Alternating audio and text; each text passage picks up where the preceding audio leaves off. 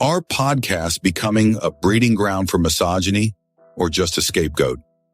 Another week, another podcast clip going viral, usually a guy saying something wild about women, and boom, mainstream media headlines explode.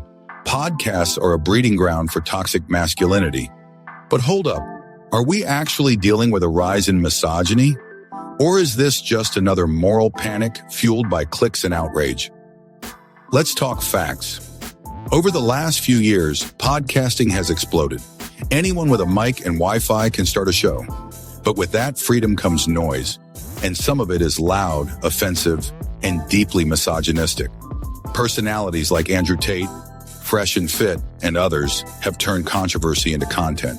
And media outlets, they're eating it up. Headlines like, "The podcast bros are ruining dating," or "How podcasts became a safe space for sexism," are everywhere. But are these headlines telling the full story? The mainstream media has a love-hate relationship with podcast bros. On one hand, they condemn them. On the other hand, they platform them, reposting clips, writing articles, feeding the algorithm. It's like a toxic cycle where a podcast says something inflammatory. The media amplifies it. The public reacts.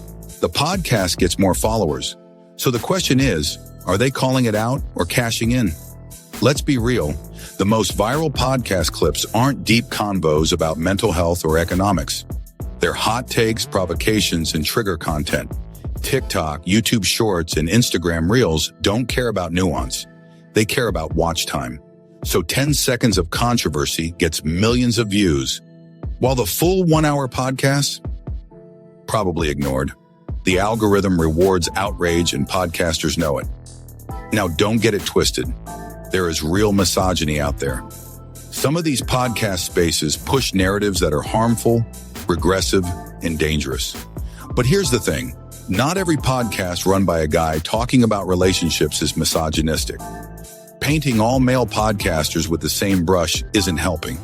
It actually drowns out legit voices, especially men trying to promote healthy masculinity or nuanced conversations.